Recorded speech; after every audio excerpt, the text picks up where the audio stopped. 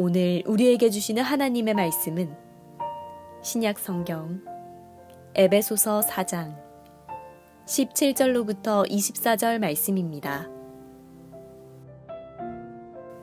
그러므로 내가 이것을 말하며 주 안에서 증언하노니 이제부터 너희는 이방인이 그 마음에 허망한 것으로 행함같이 행하지 말라.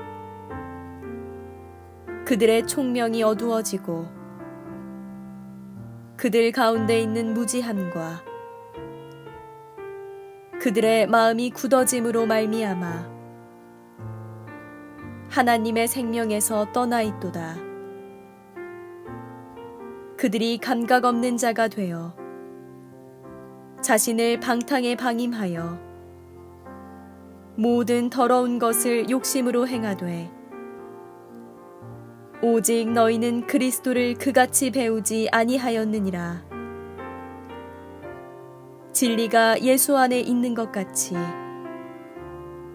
너희가 참으로 그에게서 듣고 또한 그 안에서 가르침을 받았을진대 너희는 유혹의 욕심을 따라 썩어져 가는 구습을 따르는 옛 사람을 벗어버리고 오직 너희의 심령이 새롭게 되어 하나님을 따라 의와 진리의 거룩함으로 지으심을 받은 새 사람을 입으라. 아멘. 하나님께서 이 말씀을 통해 은혜 주시기를 원합니다. 아멘. 옆 사람과 인사 한번 하시겠습니다. 참 반갑습니다. 앞에서 장로 선거위원장께서 여러 차례 말씀드렸는데요. 교회가 이만큼 성장을 하고 또 일꾼을 뽑는 장로 선거를 한다고 하는 것은 굉장한 축제고 은혜요, 아름다운 일입니다. 앞에서 소개한 6분들은 사실 이미 검증되신 분들이에요. 오래전부터 생명샘교회를 섬기셨고 많은 교육과 훈련을 통해서 이미 멋지고 귀하고 아름다운 사역들을 감당하고 계시는 분들입니다. 그래서 여러분들이 또 넉넉한 마음으로 1번, 2번, 3번, 4번, 5번, 6번까지 끝까지 잘 번호 좀 보시고 그렇게 귀한 마음으로 좋은 결과로 함께 해주셔서 감사하겠습니다. 고맙습니다. 그리스도인들이 믿고 사랑하고 섬기는 우리 예수님은 어떤 삶을 사셨을까요? 성육신, 십자가, 부활, 승천의 삶을 사셨습니다. 이 땅에 오셔서 가난한 자를 돕고 병든 자를 치유하시고 그리고 이 땅에서 하나님 나라를 보여주시고 가르쳐주시고 또 복음을 전파하셨습니다. 그러면 우리가 이 예수님을 믿고 따른다고 할 때 가난한 자를 돕지 않고 병든 자를 불쌍히 여기지 않고 복음을 전하지 않는다고 한다면 그렇다면 과연 예수를 믿는 것인가? 그런데 많은 예수 믿는 자들이 예수님처럼 살지 않으면서도 예수를 믿는다는 것은 모순입니다. 그것은 예수를 믿지 않기 때문에 그렇게 살지 않는 것이지 정말로 예수님을 바르게 믿는다고 한다면 예수님의 삶의 방식의 흔적에 또 믿는 자의 삶이 나타난다는 것이 바로 믿는다는 것입니다. 간혹 어떤 사람들은 말합니다. 나는 이제 예수 믿어서 천국을 가기 때문에 이제부터는 내가 원하는 대로 살아도 된다, 이렇게 말하는 사람도 있을 수 있습니다. 그러나 그런 사람이 있다면 정말로 예수를 믿는 것이 아닙니다. 정말로 예수를 믿는 사람은 그런 식으로 생각할 수도 없고 그렇게 살지도 않습니다. 그 안에 정말 예수님이 있는 사람은 자기 마음대로 살겠다고 할 수가 없습니다. 변화하고 고민하고 몸부림치고 감각 없는 자가 아니라 감각 있는 자가 되어서 또 성장하고 또 성숙하게 됩니다. 왜냐하면 생명의 빚진 자는 마음대로 살 수 없기 때문에 그렇습니다. 이것이 바로 지난주에 나눈 말씀에 믿는 것과 아는 것에 하나가 되어야 된다라는 말씀으로 나누었습니다. 에베소서가 총 6장으로 이루어졌잖아요. 우리가 계속해서 에베소서를 상고하고 있는데 다시 한번 에베소서의 구조에 대해서 쉽게 설명을 하고 말씀을 이어가려고 하는데요. 쉽게 말씀드려서 1장부터 3장까지는 너는 부르심을 받은 자다, 그거예요. 그러므로 4장부터 6장까지는 그러므로 너는 부르심에 받은 합당한 자로 살아라는 겁니다. 이것을 좀 더 신학적으로 말씀을 나눠보면 이렇습니다. 1장부터 3장까지는 머리이신 예수 그리스도가 이 땅에 오셔서 몸으로 세워가는 구속사예요. 십자가, 부활, 승천, 엄청난 대가를 지불하시고 너를 불렀다, 그거예요. 그러므로 엄청난 대가를 지불한 너는 이제는 그저 편안하게 살아라, 그런 의미가 아닙니다. 엄청난 대가를 지불하고 너를 생명을 줬기 때문에 이제는 생명으로 살아야 된다, 그 의미예요. 그래서 4장부터 6장까지는 이제는 이 땅에서 몸인 교회와 성도의 삶을 통해서 하나님의 나라와 구속사를 이루어 나가야 된다, 이것이 에베소서의 전체적인 내용입니다. 예수님을 믿음으로 영원한 생명을 얻었기 때문에 That's it, 끝나는 것이 아니라 오히려 예수의 생명이 있으므로 생명이 요구하는 삶을 살아야 한다는 것입니다. 믿습니까? 참 중요한 내용이죠.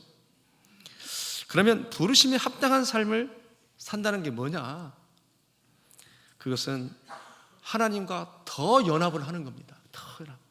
처음에 예수 믿고 그때 한 번만 연합을 하는 것이 아니라 부르심에 합당한 삶이라고 하는 것은 지속적으로 끊임없이 성장하면서 하나님과 연합하는 거예요. 그리고 사람과 연합하는 데 있어서도 계속 나만이 하나님의 상속자요, 지체요, 약속에 참여한 자가 아니라 나를 만난 사람이 너와 더불어 같이 상속자로, 지체로, 약속에 참여한 자가 되기 위해서 겸손하고 온유하고 오래 참음으로 하고 서로 사랑 가운데 용납하며 사는 것입니다. 뿐만 아니라 하나님이 이제 그리스도의 몸을 세우기 위해서 성품뿐만이 아니라 사로잡은 자를 다 사로잡으시고 각양 은사를 주셨다고 그랬잖아요.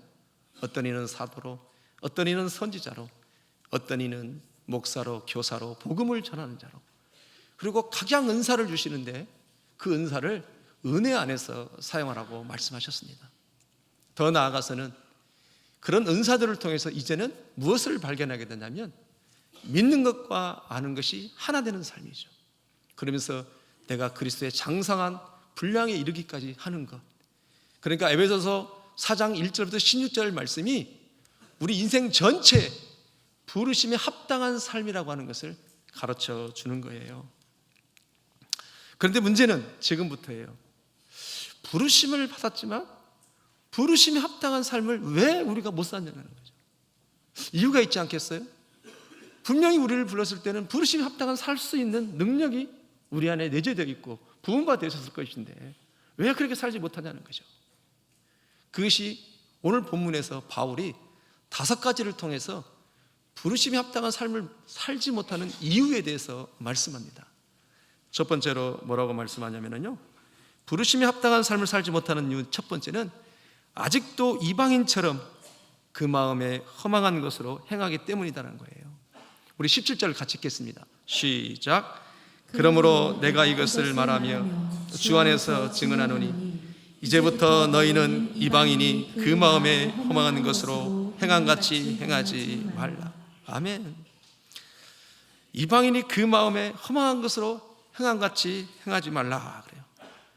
쉽게 말씀드려서 이 말씀은 부르심을 받았지만 여전히 이방인처럼 허망한 마음을 가지고 산다는 거예요. 그렇기 때문에 부르심에 합당한 삶을 살지 못한다는 거예요. 믿지 않는 자처럼 여전히 부름을 받았음에도 불구하고 영원한 생명을 받았음에도 불구하고 아직도 이방인처럼 그 마음에 허망함을 행함같이 행한다는 거예요. 그러면 허망한다는 것이 뭐냐? 헛되다, 텅 비다, 지각이 없다. 이방인의 생활 방식을 말하는데요, 곧 우상을 섬긴다는 의미인데 허무한 것에 굴복하고 헛된 자랑들을 늘어놓는다는 의미입니다. 더 쉽게 결정적으로 확실히 말하면 허망한다는 것은 뭐냐면요, 목적이 없는 삶을 말하는 거예요. 목적이 없는 삶이 바로 허망한 삶입니다. 하나님께서 우리를 엄청난 대가를 지불하고 한 사람 한 사람을 불러주셨다면 그 부르심에 목적이 있다는 거예요. 부르심. 근데 그 부르심의 목적이라고 하는 것은 하나님의 본래의 형상을 이제는 찾아주려고 하는 것이 하나님의 목적이에요. 우리가 생명을 얻었을 뿐만 아니라 그 하나님의 생명이 우리 삶 가운데, 나의 모든 삶의 영역 가운데 회복되기를 원하는 거예요. 이것을 쉽게 말하면 하나님 사랑, 이웃 사랑인데요, 더 한마디로 말하면 그리스도를 닮게 하려고 우리를 부르셨다는 거예요. 그런데 우리를 부르신 목적, 그리스도를 닮게 하려면 그 목적을 알지도 못하고 그냥 막연하게 생명을 얻었다고 그냥 살기 때문에 허망한 것으로 이방인같이 행한다는 거예요. 그래서 겸손해야 할 이유도 찾지 못하고, 그래서 온유할 이유도 찾지 못하고, 오래 참음으로 해야 할 이유도 찾지 못하고, 서로 사랑 가운데 용납할 이유도 찾지를 못하는 거예요. 그러니까 허망한 삶, 목적이 없는 삶을 살다 보니까요, 부르심에 합당한 삶을 살 수가 없는 것입니다. 여러분, 목적을 가지고 산다? 얼마나 행복한 일입니까? 같은 기독교인이지만, 교회 안에 있지만 목적을 가지고 사는 거하고 목적 없이 사는 거하고는 차원이 다른 것이요. 목적, 그리스도를 닮아가는 것. 내가 거룩하니 너희도 거룩하라. 여러분, 레위기 11장 44절부터 45절은 이렇게 말합니다. 함께 합니다. 시작. 나는 여호와 너희의 하나님이라. 내가 거룩하니 너희도 몸을 구별하여 거룩하게 하고 땅의 길은 길짐승으로 말미암아 스스로 더럽히지 말라. 나는 너희 하나님이 되려고 너희를 애굽 땅에서 인도하여 낸 여호와라. 나는 거룩하니 너희도 거룩할지어다. 아멘. 여러분, 레위기 전체가 예배에 관련된 말씀이잖아요. 토탈리 예배의 최종 하이라이트는 뭐냐는 거예요. 그건 하나님을 닮아가는 겁니다. 끊임없이 예배를 통해서 우리는 하나님을 드러내고 흉내내고 보여주고 대행자로 사는 것이 우리를 부르신 하나님의 목적이에요. 그런데 어떻게 예배를 드리면 드릴수록 더 백녀시가 된다는 거죠. 그러니까 이건 상당히 아이러니한 거예요. 우리는 하나님이 불러셨을 때는 끊임없이 하나님을 보여주고 하나님의 형상을 나타내고 그러기위해서 우리를 부르시고 예배하는 거죠. 그래서 예배의 하이라이트는 결국 뭐예요? 그리스도를 닮아가는 삶입니다. 내가 3년을 믿고 5년을 믿고 10년을 30년을 믿으면 말씀의 원칙대로 보면 더 그리스도를 닮아져 있어야 되는 거예요. 그런데 왜 우리는 그리스도를 닮기보다는 더 많이 나의 영역이 커져가고 체계가 구축되어지고 아집이 생기고 오히려 더 때로는 하나님을 아프게 하는 걸까? 우리가 한번 생각해 볼 필요가 있다는 것입니다. 또 목적 있는 삶이라고 하는 건 뭐냐면요, 우리 안에 기대하는 마음이 있어야 돼요. 기대하는 마음. 내가 그리스도를 닮아가게 될 것을 기대하고 소망하고 즐거워하는 마음이 있어야 돼요. 여러분, 이걸 부르신 목적이에요. 복음의 능력이 나를 자라게 할 것이고 나를 성장하게 할 것이다. 그런데 이런 비전과 목적이 없이 내가 구원받았기 때문에 그냥 산다? 정말로 그 안에 생명이 있는 걸까요? 우리 한번 엄밀하게 한번 내 스스로 나 자신에게 도전해 봐야 돼요. 하나님의 생명이 있다면 절대로 그럴 수 없다는 거예요.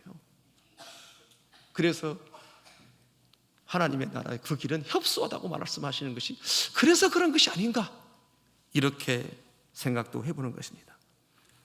내 안에 있는 예수 그리스도의 생명의 능력이, 그 영원한 생명이 내가 그분을 어떻게 닮아가게 될지 기대하고 바라보고, 그리고 나는 그리스도의 창성한 분량에 이르기까지 잘할 것이다 라고 하는 우리 안에 그런 소망이 있어야 돼요. 그런 부르심의 목적이 있어야 돼요. 여러분, 우리 안에 이런 기대와 소망이 있으십니까? 네. 아멘입니다.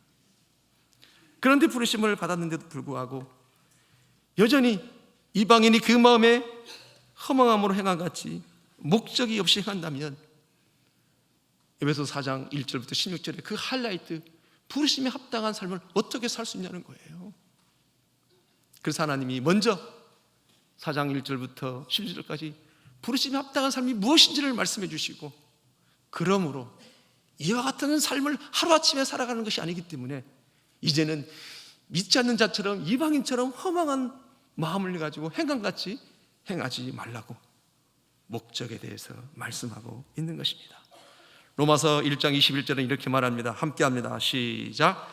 하나님은 알되 하나님을 영원하게도 아니하며 감사하지도 아니하고 오히려 그 생각이 허망하여지며 미련한 마음이 어두워졌나니. 아멘. 하나님을 영원하게 하고 부르신 자에게 감사하는 삶의 핵심이라고 하는 것이, 다시 한번 말씀드리지만, 더 하나님을 닮아가는 것이고, 하나님의 닮음을 옆에 있는 지체에 드러내고 나타내서 같이 연합을 이루고, 그래서 겸손하고 그 연합을 위해서 겸손할 이유가 있는 것이고, 온유하고 오래 참고 사랑 가운데 용납하고, 그리고 주신 은사를 은혜 안에서 사용하고, 그러면서 그리스도의 몸을 세워가고, 그리고 아는 것과 믿는 것을 하나됨으로 살고 그리스도의 장성의 분량에 이르는 것이 하나님을 영원하게 하는 것이고, 나를 부르신 그 하나님 앞에 감사하다는 거예요. 그런데 그것이 없이 목적 없는 삶을 살아갈 때 우리는 허망하다는 거예요. 누가 불편해요? 화자로 시작하는데 하나님이 불편해요. 부르신 그분의 소망이 있는데 그것을 모르고 산다? 여러분 스스로 도전 한번 해봅시다. 정말 우리는 허망한 삶을 살고 있는지, 아니면 그 목적 있는 삶, 그토록 그리스도를 닮아가려고 몸부림치고 애쓰고 있는지, 이것이 있는가 없는가 하고 엄청난 차이잖아요. 삶의 태도가 달라지는 거예요. 날마다 목적 있는 삶을 통해서 하나님을 닮아가는, 그래서 사랑과 연합을 이루어서 구속사를 이루는 저와 여러분 되시기를 주의 이름으로 축복합니다. 두 번째로, 부르심에 합당한 삶을 살지 못하는 이유는 총명이 어두워지고 무지함과 마음이 굳어짐으로 하나님의 생명에서 떠나 있기 때문입니다. 그것을 18절에서 말씀하십니다. 함께 합니다. 시작. 총명이 어두워지고 그들 가운데 있는 무지함과 그들의 마음이 굳어짐으로 말미암아 하나님의 생명에서 떠나 있도다. 아멘. 총명이 어두워지고 그랬는데요, 총명이라고 하는 것은 꼭 사랑해야 할 대상을 인식하는 것이 총명이라고 원어는 말합니다. 그러면 총명이 어두워졌다, 총명이 없어졌다라고 하는 의미는 뭐냐면은 내가 사랑해야 할 인식의 대상을 모르고 있다는 거예요. 다시 말해서 내가 가장 사랑해야 할, 나를 부르신 이를 사랑해야 되는데 나를 부르신 그분을 사랑하지 않는 것이 총명을 잃어버린 거라는 거예요. 나를 부르신 이를 사랑하지 않으면 절대로 부르신 이의 뜻을 따라서 살 수가 없습니다. 우리가 아무리 부르심에 합당한 삶을 살고 싶어도 부르신 이를 사랑하지 않으면 부르심에 합당한 삶을 살 수가 없어요. 부르신 이를 사랑할 때 부르신 하나님의 요구를 수용하고 따라갈 수 있는 거예요. 다시 말해서 부르신 그 하나님을 사랑하는 까닭에 자녀를 사랑할 수 있는 거예요. 부르신 하나님을 사랑하는 까닭에 아내를 사랑할 수 있고 이웃을 사랑할 수 있는 것이라는 거예요. 믿습니까? 부르신 이를 사랑하면 그분의 생각을 알 수 있습니다. 우리가 누군가를 사랑하면 깨달아지고 알아지는 것처럼 우리가 하나님을 사랑하면, 그 부르신 이를 사랑하면 그분을 사랑하기 때문에 그분이 뭘 원하는지를 알기 때문에 비로소 겸손할 수 있고 온유할 수 있고 오래 참을 수 있고 사랑 가운데 용납을 이루어서 하나님이 그토록 원하는 하나님 나라 구속사를 우리를 통해서 이루어갈 수 있다는 것입니다. 내가 하나님을 사랑하는 증거가 그래서 이웃을 사랑하는 것이고 부르심에 합당한 삶을 살 수 있다는 것입니다. 그런데 마태복음 15장 8절에서는 이렇게 말합니다. 함께 합니다. 시작.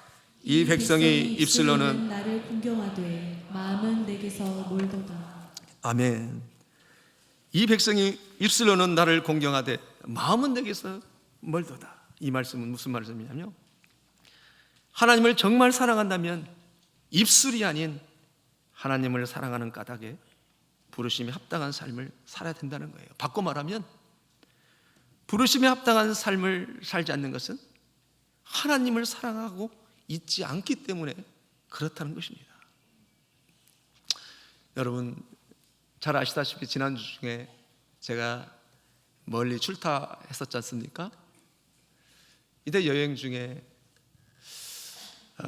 곧 돌아갈 터인데 제 안에 어떤 부담감이 있었습니다. 그 부담감은 뭐냐면 이제 교회를 돌아가면 또 주의 사명을 감당하고 교회를 섬기고 해야 될 텐데 다소 조금 부담스러운 마음이 저한테 생기더라고요. 그래서 왜 이런 마음이 생길까? 하나님 왜 그럴까요? 하나님 왜 제가 이런 부담감이 있을까요? 이유가 뭡니까? 그럴 때 하나님이 저에게 세 가지의 마음을 주시는 거예요. 첫 번째로는 나를 사랑하는 마음으로 가라 그러는 거예요. 나를 사랑하는 마음으로 가라. 그랬군요. 하나님 가장 정확하신 하나님이 제가 하나님을 많이 사랑하지 않는다는 걸 보셨군요. 알겠습니다. 하나님 제가 하나님을 많이 사랑하지 못했습니다. 죄송합니다. 더 많이 사랑하고 싶습니다. 마음을 다하고 힘을 다하고 뜻을 다하여 정성을 다해 하나님을 사랑하고 싶습니다. 내 안에 있는 그런 진실한 마음으로 하나님 앞에 고백하기 시작하니까요, 내 안에 막 힘이 생기는 거예요. 소망이 생기는 거예요. 어떤 일도 감당할 수 있던 마음이 막 생기는 거예요. 마음이 막 새로워지는 거예요. 여러분 이 시간 여러분에게 도전합니다. 여러분은 어떤 마음으로 교회를 오시고 계십니까? 저와 여러분 앞으로 그저 예배하니까 예배하러 오는 것이 아니라 정말로 하나님을 사랑해서 교회에 예배하러 오는 저와 여러분 되시길 주의 이름으로 축복합니다. 하나님을 사랑하는 까닭에 우리는 예배하는 거예요. 하나님을 사랑하는 까닭에 교회를 섬기고 지체를 섬기는 거예요. 그러면 할 수 있다는 거예요. 또 하나의 마음은 감사하는 마음으로 가라는 거예요. 네, 알겠습니다. 하나님 그런 마음을 주셨다는 것은 제 안에 감사하는 마음을 많이 놓쳐버렸던 것 같습니다. 주님 죄송합니다. 함께 신앙생활할 수 있는 성도가 있는 것을 감사하고, 함께 성장할 수 있는 성도가 있는 것을 감사하고, 함께 울고 함께 웃고 함께 기도 제목을 나누고 동행할 수 있는 성도가 있다는 걸 감사함으로 가겠습니다. 그랬더니 제 마음이 얼마나 막 회복이 되고 기쁨이 되는지 막 여러분들이 막 보고 싶은 거예요. 시간이 기다려지기 시작하고, 아 이런 거구나, 하나님을 사랑한다는 것이 이거구나. 제가 지금 뭘 얘기하는 거예요? 우리 모든 삶의 원동력이 어디서 온다는 거예요? 하자로 시작하는데 하나님으로부터 오더라는 거예요. 하나님으로부터. 하나님을 사랑하면 모든 것이 가능해지더라는 거예요. 할렐루야. 그러면서 세 번째로는 하나님이 저에게 어떤 마음을 주시냐면, 내가 교회를 통해서 교회를 섬기면서 내가 엄청나게 성장하고 잘할 것이다 라고 하는 마음을 막 주시는 거예요. 야, 내 안에 있는 그 생명의 능력들이 나를 성장하고 잘할 거라고 생각이 되니까요, 막 목적 있는 삶을 막 만들어지게 되니까요, 사는 맛이 나는 거예요. 하나님을 사랑한다는 것이 이렇게 우리에게 엄청난 에너지가 오고 능력이 나타나는 거구나, 그런 것을 경험하게 됩니다. 이 시간 여러분에게 도전합니다. 여러분 정말로 하나님을 사랑하십니까? 우리는 누군가를 사랑하는 존재입니다. 또 하나님이 누군가를 사랑하도록 우리 존재를 그렇게 하나님이 만들어 주셨어요. 그러나 내가 가장 사랑해야 할 대상이 하나님인 것을 모르면 엉뚱한 것을 사랑한다는 거예요. 그래서 우리는 하나님을 사랑해야 되는 거예요. 하나님을 사랑할 때 하나님이 기뻐하신 일을 할 수 있고, 하나님을 사랑하지 않으면 바로 우리는 엉뚱한 것을 사랑하게 된다는 것입니다. 우리 모두가 나를 부르신 하나님을 사랑함으로 부르심에 합당한 삶을 살아가는 모두가 되기를 주의 이름으로 축복합니다. 세 번째로, 부르심에 합당한 삶을 살지 못하는 이유가 뭐냐?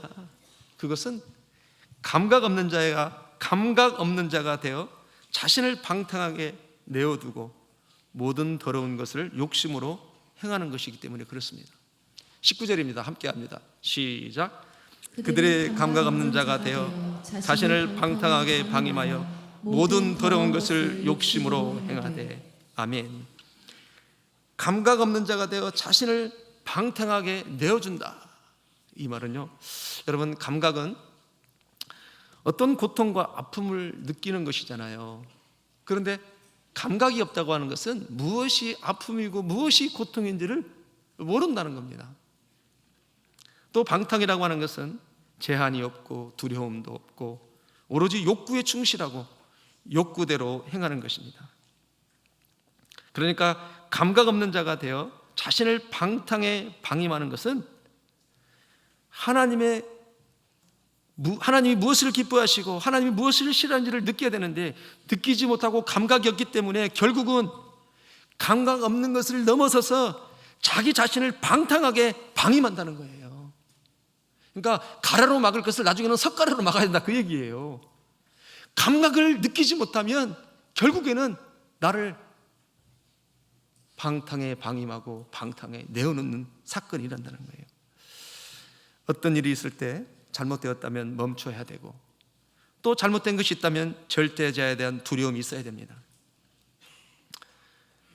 그러면 먼저 감각이 없다는 것을 쉽게 예를 들어서 이렇게 말할 수 있습니다. 여러분, 우리가 부부싸움을 할 때 누가 가장 불편해해요? 하자로 시작하는데 하나님이 불편해해요. 우리가 부부싸움을 하게 되면 사랑하고 연합하기 위해서 그렇게 붙여줬는데 싸움을 하게 되면 하나님이 불편해하시고 아파하시고 근심하시잖아요. 근데 그럼에도 불구하고 우리는 어떻게 해요? 사과하고 돌이켜야 되고 미안하다고 해야 되는데 그냥 막 가는 겁니다. 갈 때까지 가는 거예요. 막 달리는 거잖아요. 이것이 바로 감각 없는 자의 삶이라는 거예요. 여러분, 그 싸움 현장에, 그 방 안에 적어도 우리 교회에 집사님이 들어오신다고 해보십시다. 아니, 장로님이 들어온다고 해봅시다. 아마 그 싸움은 멈춰질 거예요.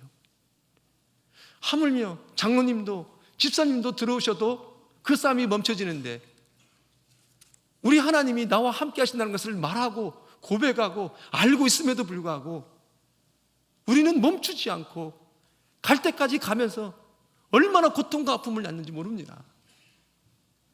부르심에 합당한 삶을 살지 못하는 이유가 바로 이 감각 없는 자의 삶이라는 거예요. 4장 1절부터 16절까지 부르심에 합당한 삶을 쭉 얘기하면서 바울은 말합니다. 그렇다면 이 삶을 살기 위해서는 이제는 감각 있는 자의 삶을 살아야 된다는 거예요. 절대로 그렇지 않다면 부르심에 합당한 삶을 살 수가 없다는 것을 말씀하고 있는 것입니다. 여러분, 사실 우리가 아내에게, 남편에게, 저 역시도 솔직히 말씀드리면 저녁에 아내하고 조금 다퉜다고 칩시다. 아니, 다퉜어요. 다퉜다고 칩시면 또 이게 거짓말이 되네. 다퉜어요. 그러면 그 다음날 제가 왜 사과를 합니까? 솔직히 말씀드려서 그 상대방에게 미안해서 사과하는 경향도 있지만 더 엄밀하게 말하면 나를 부르신 이에게 죄송하고 미안하고 그래서 아내에게 사과하는 거잖아요. 이것이 바로 감각 있는 삶이라는 거예요. 여러분, 그렇다고 싸울 거 다 싸우고 사과하면 안 돼요.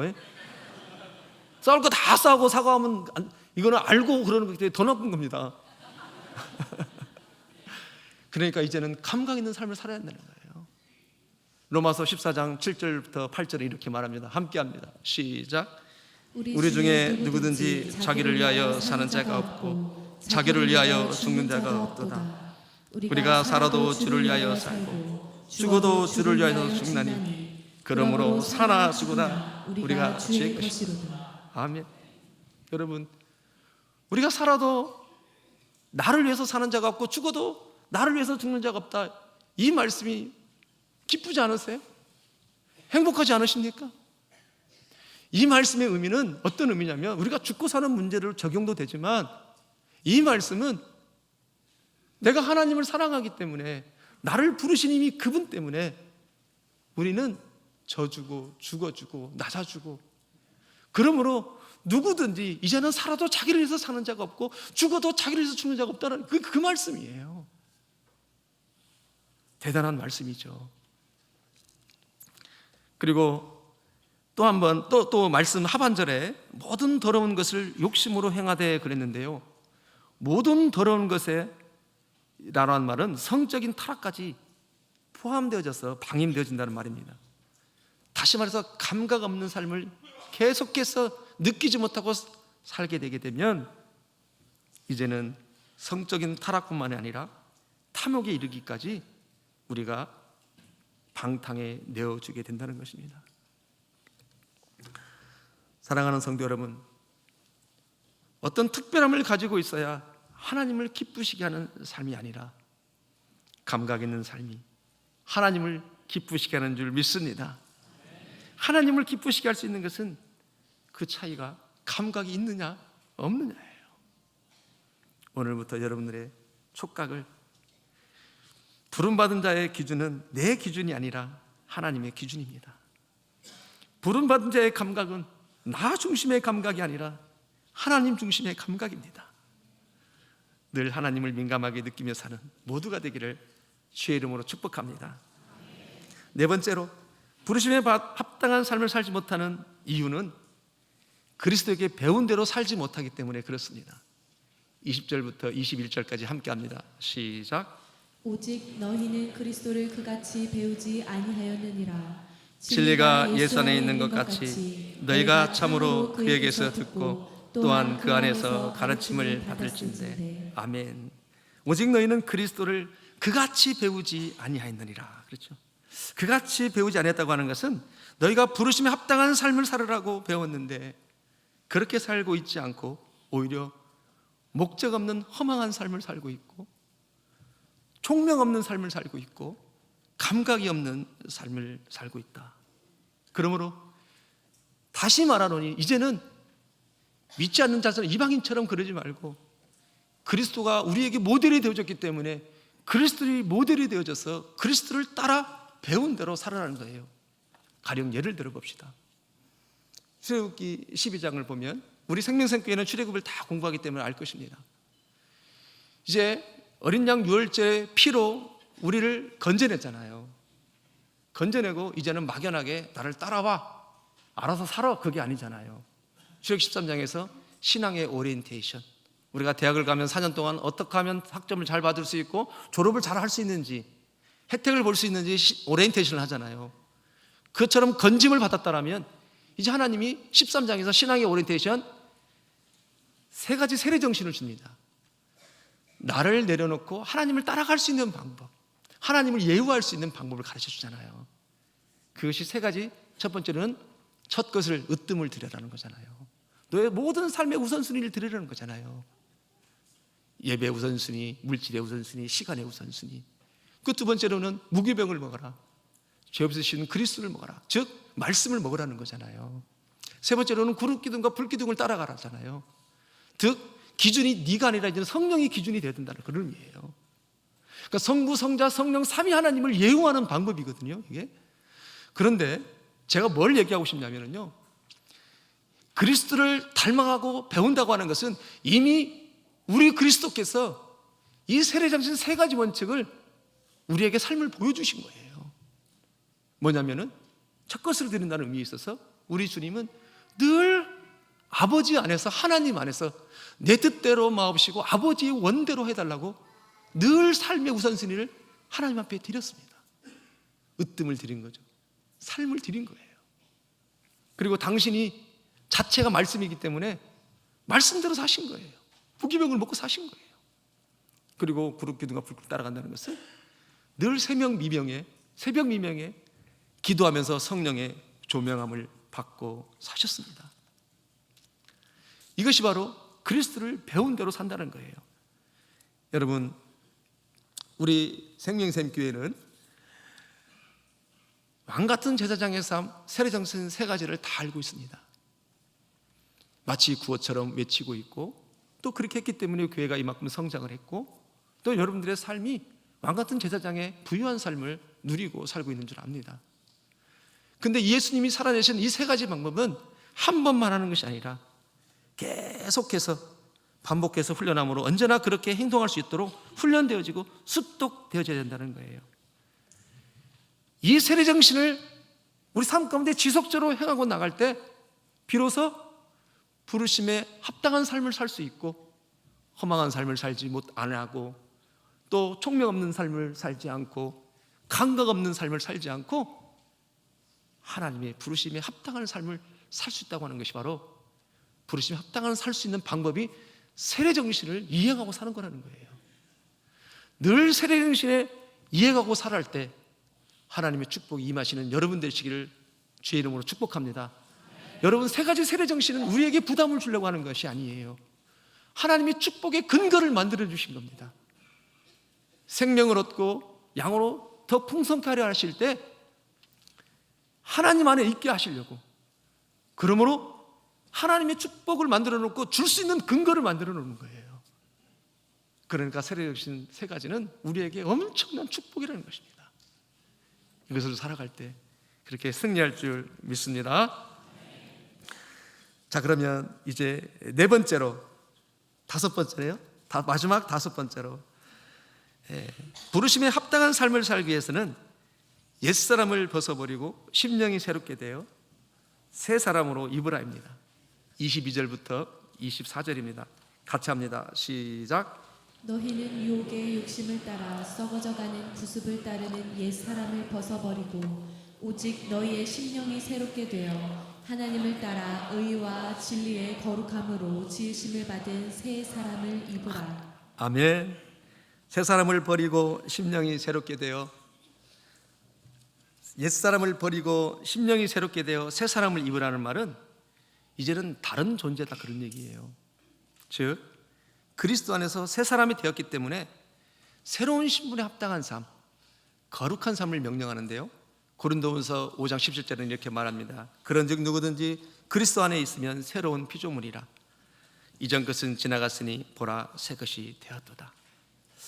옛사람을 벗어버리고 오직 너희의 심령이 새롭게 되라는 말은요, 심령이 새롭게 되지 않아서 새롭게 되도록 해야 된다는 것이 아니라 그리스도 안에서 새롭게 되었기 때문에 새롭게 된 사람답게 생각의 태도와 또 사고방식을 변화시키도록 해야 된다, 그런 얘기예요. 신학자 브루스는 이 사실을 중시하고 이렇게 말했습니다.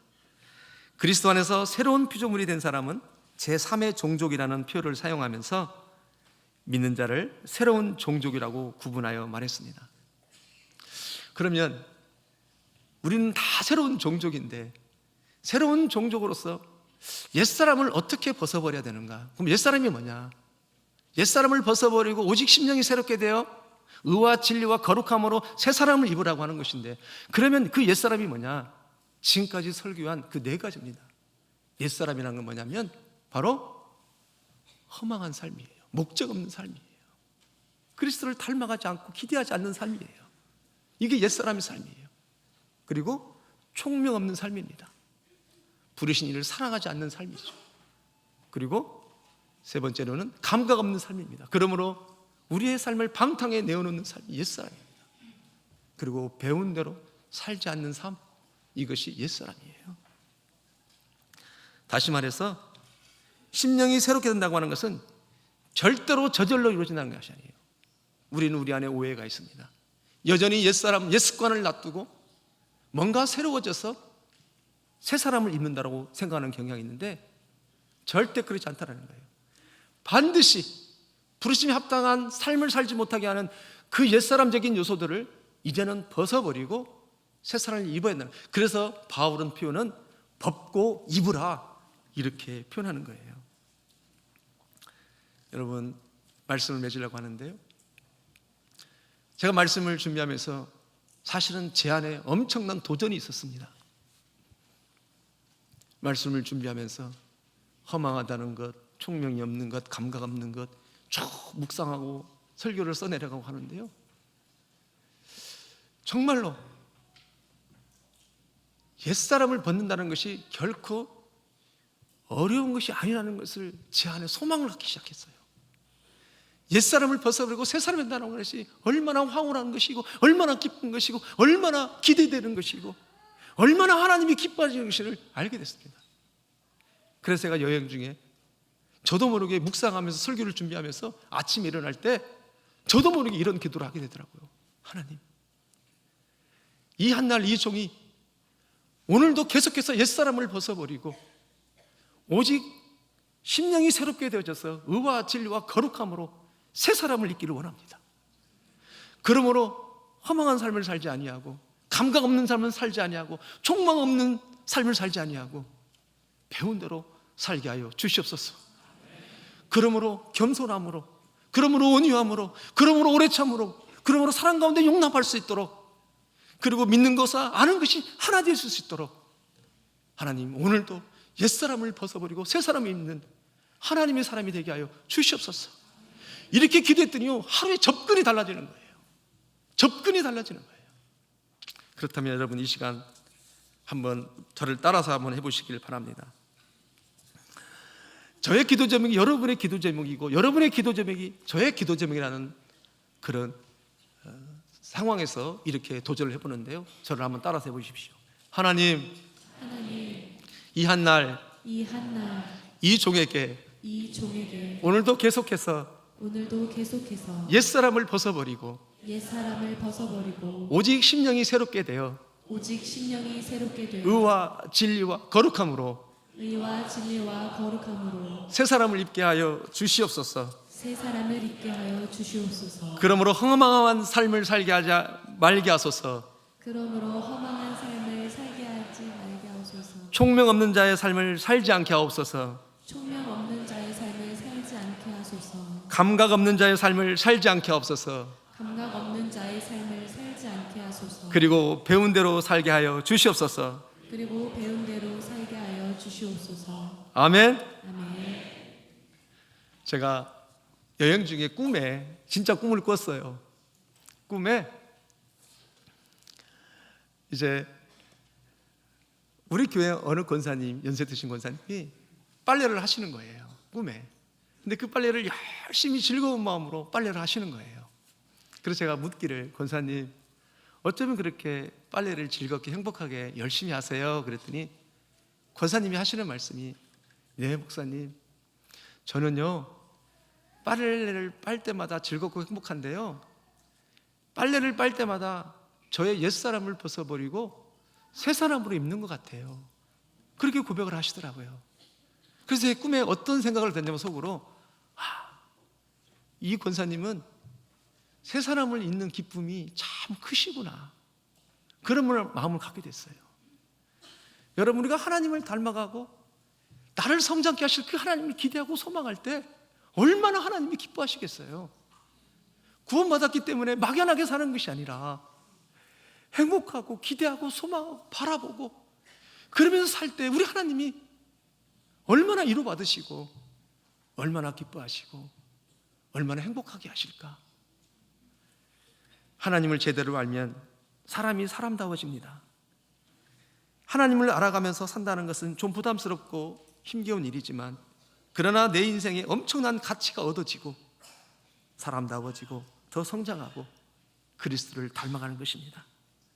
우리에게 중요한 것은 옛사람이 아니라 새 사람을 사는 것입니다. 아멘. 동영상을 보시겠습니다.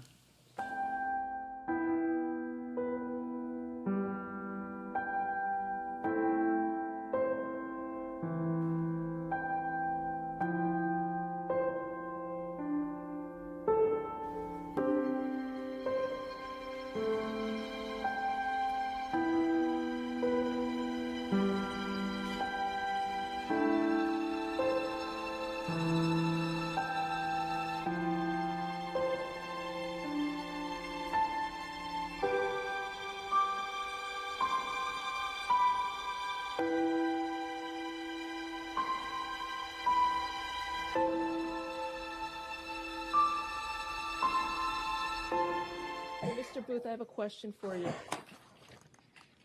Yes, ma'am. Did you go to Nautilus for middle school? Oh my goodness. Oh my goodness. I'm sorry to see you here. I always wondered what happened to you, sir. Oh my goodness. This is the nicest kid in middle school.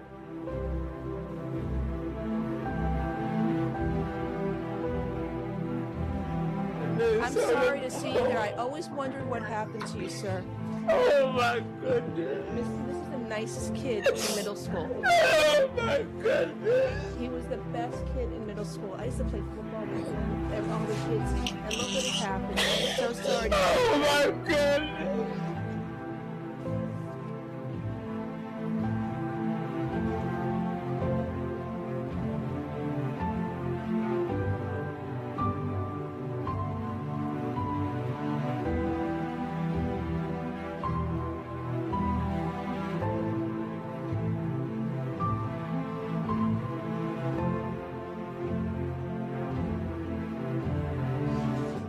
What's sad is how old we've become.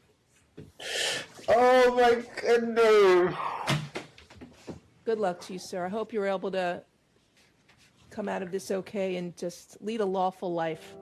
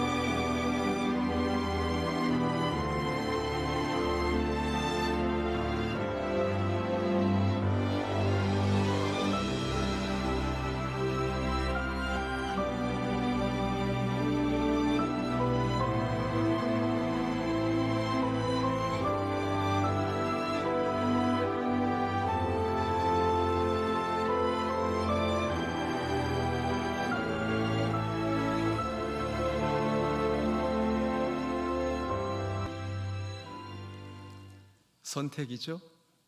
우리는 무엇을 선택해야 될지. 오늘 말씀의 제목이 나는 옛사람 혹은 새사람. 우리의 선택이 옛사람의 의지로 선택할 것인지 새사람의 의지로 선택할 것인지 부르심에 합당한 삶을 위해서 우리는 이제 선택해야 됩니다. 그렇게 아름다운 선택을 하는 저와 여러분 되시기를 축복합니다. 기도하시겠습니다. 하나님 참 감사해요. 하나님의 생명이 있었음에도 불구하고 왜 그토록 생명을 누리지 못하고 그 생명을 계속해서 그리스도를 닮아가려고 생각하지 못했는지, 아니 했음에도 불구하고 알지 못했기 때문에 이방인처럼 허망한 것으로 행함같이 행했던 것을 고백하지 아니할 수 없습니다. 우리가 이제 이방인처럼 살지 아니하고 부르심에 합당한 자로 살기 위해서 허망하지 않게 하시고, 하나님 감각이 없는 자같이 되지 않게 하시고 총명이 없는 자가 되지 않게 하시며 늘 배운 대로 살게 하여 주시옵소서. 예수님의 이름으로 기도합니다. 이 시간 찬양하며 기도하시겠습니다. 내 마음의 주를 향한 사랑이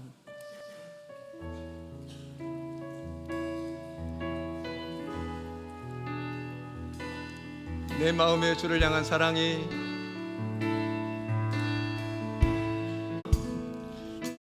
내 마음의 주를 향한 사랑이 나의 발에 주가 주신 진리로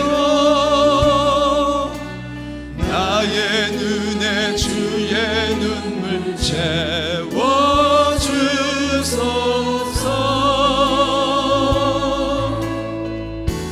내 입술에 찬양의 향기가 내 입술에 찬양의 향기가 두 손에는 주를 닮은 성김이 나의 삶에 주의 음정 나게 하소서. 하나님의 사랑이 영원히 함께합니다. 하나님의 사랑이 영원히 함께하니 십자가의 길을 걷는 자에게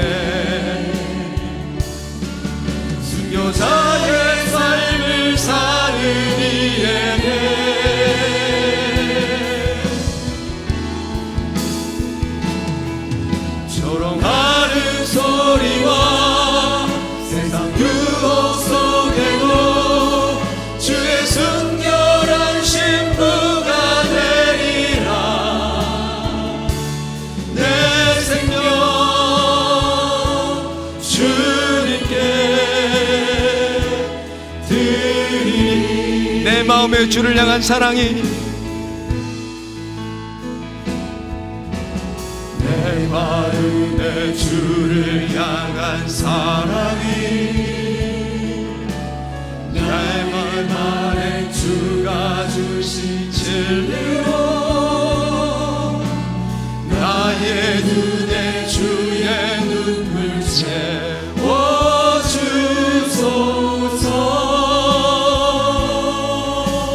내 입술에 찬양의 향기가, 내 입술에 찬양의 향기가,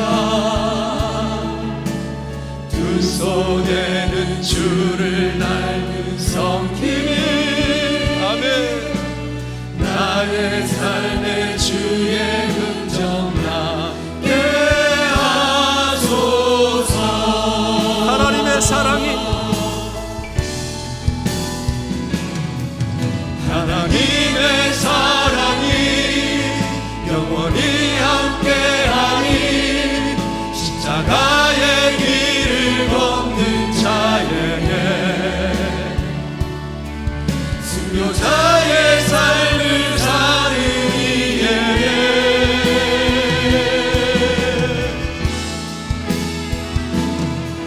조롱하는 소리와 세상 유혹 속에도 주의 순결한 신부가 되리라. 내 생명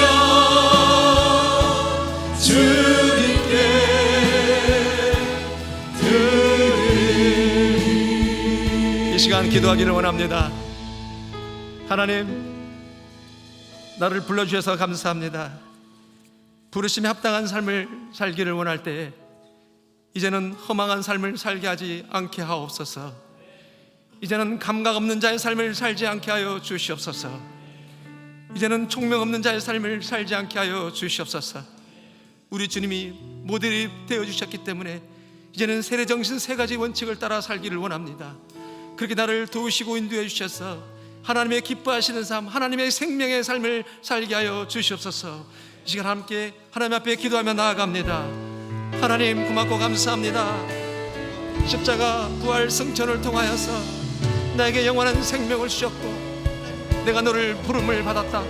그러므로 이제 부르시는 합당한 삶을 살라고 말씀하실 때에 하나님, 온유하며 겸손하며 오래 참고 사랑 가운데 용납하며 살라고 말씀하신 하나님, 그리고 하나님 아버지, 더 나아가서는 하나님 은사를 주셔서 하나님 은혜 가운데 은사를 사용하고 믿는 것과 아는 것이 하나 되게 하는 삶을 살아갈 때에 하나님 부르심을 받았음에도 불구하고 이와 같은 삶을 살지 못하는 이유가 무엇이었습니까? 그것은 이방인처럼 그 마음의 허망함으로 행한 같이 행했기 때문에 하나님 아버지 부르심의 소망대로 살지 못했음을 고백합니다. 또한 감각 없는 자의 삶을 살았기 때문에 하나님을 느끼지 못하고 함께 하시는 하나님을 바라보지 못했기 때문에 하나님 부부싸움을 할 때도 막 할 때까지 가는 어리석음들이 우리 안에 있었음을 고백합니다. 하나님 아버지, 이제는 느끼며 살게 하옵소서. 감각적으로 살게 하여 주시옵소서. 이제는 총명 없는 자의 삶이 아니라 나를 부르신 그 하나님을 사랑하며 살아갈 수 있는 우리 모두가 되게 하여 주시옵소서. 도와주시옵소서. 인도해 주시길 간절히 바라곤 합니다. 하나님, 그러므로 말미암아 이제는 옛사람을 벗어버리고 하나님 아버지 오직 심령이 새롭게 변화되어 의와 진리와 거룩함으로 새 사람을 입는 우리의 삶을 되게 하셔서 하나님을 닮아가는 기쁨이 있게 하시고 하나님을 닮아가는 소망이 있게 하시고 기대함이 있게 하시고 바람이 있을 수 있도록 하나님 우리를 붙들어 주시고 인도해 주셔서 하나님을 기쁘시게 하고 정말로 왕같은 제사장의 삶을 살아갈 수 있도록 하나님 우리를 붙들어 주시고 인도해 주시길 간절히 바라곤 합니다. 오 하나님, 사랑합니다. 찬양합니다. 할렐루야, 할렐루야. 주님 고맙고 감사합니다. 고맙고 감사합니다. 고맙고 감사합니다. 아멘. 참으로 좋으신 멋쟁이 하나님 아버지, 오늘 함께 하셔서 당신을 사랑하는 한 사람 한 사람 가운데 말씀해 주셔서 감사합니다. 이제는 옛사람을 벗어버리고 오직 심령이 새롭게 되어 새 사람으로 입고 나가겠습니다. 그 성장하고 자라고 주님을 닮아가는 기쁨이 우리 안에 차고 넘치는 은혜가 있게 하여 주시옵소서. 예수님의 이름으로 기도합니다. 이제는 부르심의 은혜를 십자가로 세워주신 우리 주님 예수 그리스도의 은혜와 구속사를 살도록 불러주신 하나님 아버지의 크고 놀라우신 사랑하심과 부르심에 합당한 삶을 살도록 지도하시는 성령님의 교통하심이 오늘 옛사람을 벗어버리고 심령을 새롭게 하기로 작정한 주의 백성들 머리 위에, 그리고 사랑하는 주의 몸된 교회 위에 이제로부터 영원까지 함께 하옵시기를 간절히 축원하옵나이다. 아멘.